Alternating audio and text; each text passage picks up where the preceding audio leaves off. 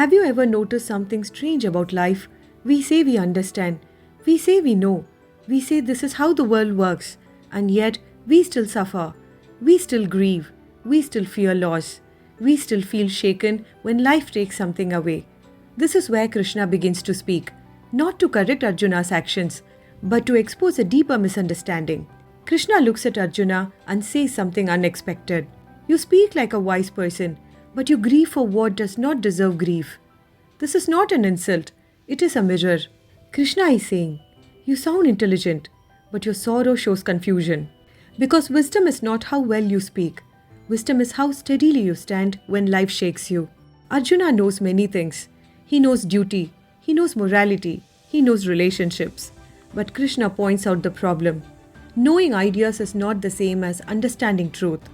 We often say, I know this is temporary. I know everyone has to die. I know change is part of life. Yet, when change arrives, we collapse. Why? Because what we know has not yet become what we see clearly. Krishna then gives a powerful definition of wisdom.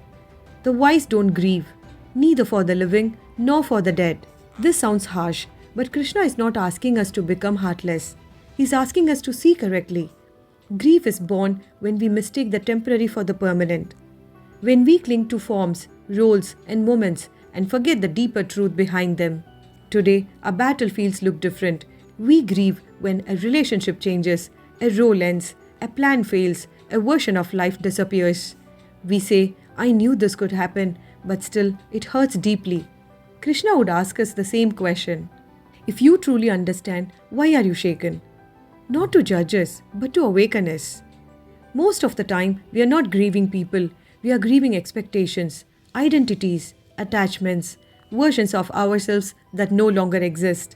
Krishna is gently pulling Arjuna and us away from surface level thinking toward eternal understanding. This verse teaches a timeless value. Clarity does not remove emotion, it removes unnecessary suffering. When understanding deepens, pain may come, but despair does not stay. This is the beginning of spiritual intelligence. Krishna has only just begun.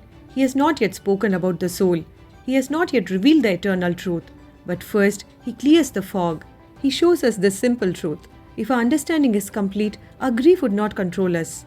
So pause here and ask yourself, what do I say I understand, but still suffer deeply about? And what truth am I not yet seeing clearly? Sit with that, because this question is where wisdom quietly begins. Thanks a lot for watching.